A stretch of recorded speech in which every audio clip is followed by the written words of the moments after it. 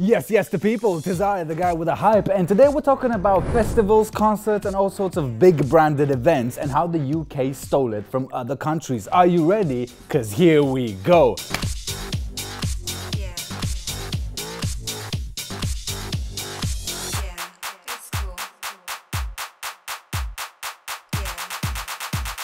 Party people, what we saying? How many of you have been to your favorite artist music concert and wondered, where did this thing, the concert, the event, where did it originate from? The culture of gathering 1 million people in a single unsafe space. Think of Woodstock, think of anything along those lines. Where did that culture come from? Let's find out.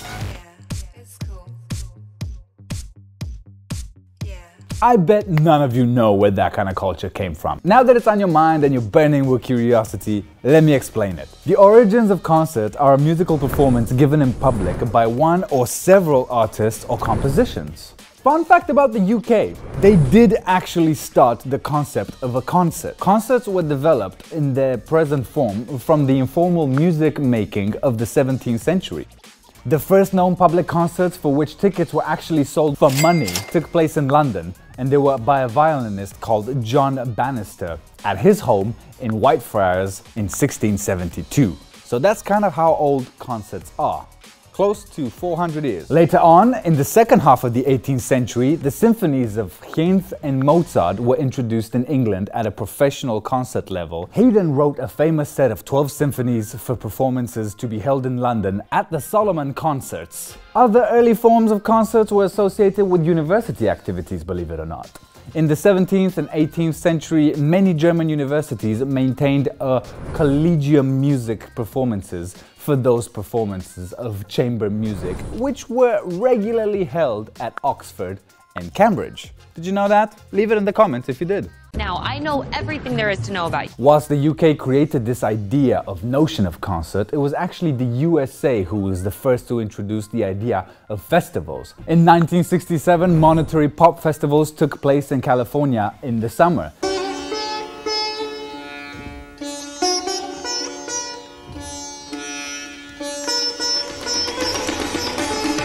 It was the first time a new variety of live performance was centered to the masses.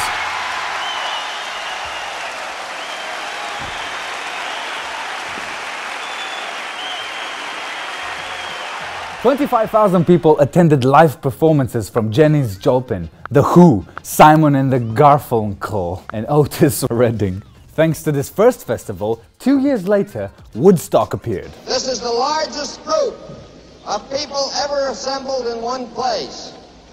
The important thing that you're proving to the world is that 500,000 young people can get together and have 3 days of fun and music, and have nothing but fun and music, and I God bless you for it." Woodstock Festival, you know all about it. It gathered over 400,000 people joining together over 3 days to celebrate music. And this trend spread through the US like nobody's business. Word got out to the rest of the world, and Britain jumped right on it.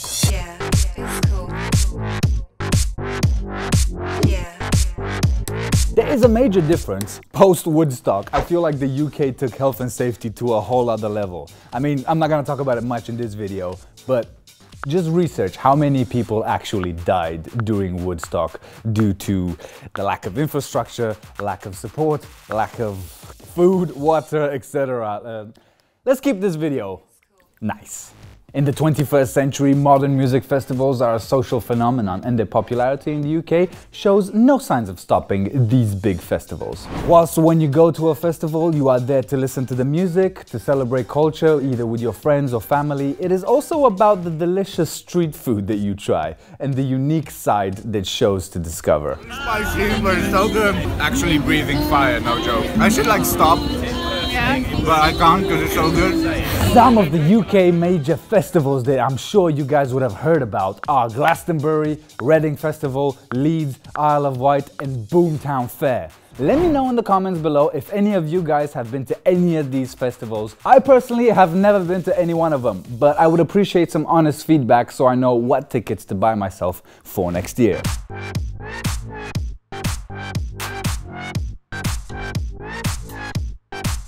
Glastonbury is the biggest festival in the UK, and Tomorrowland is the biggest in Europe, taking place in Boom, Belgium.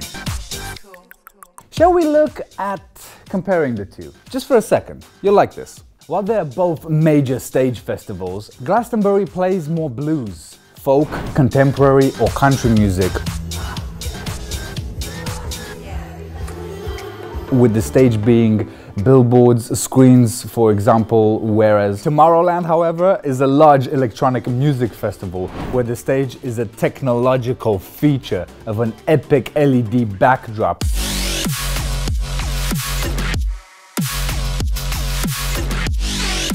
Giant dragonflies and spotlights. It's a psychedelic experience in itself, even if you're not high on something.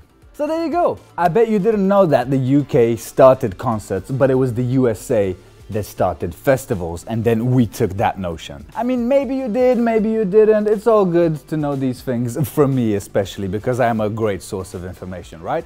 Leave it in the comments if you agree. There are also a lot of other videos like this on our pages that you can watch, follow, or hate, or learn something, because they all aim to be a little bit educational. So watch more of our videos on YouTube or on all the social media. Links are down below. Thanks for watching this, and thanks for your support. Subscribe if you haven't done so already. Follow us on all them other pages, and I will see you in the next video.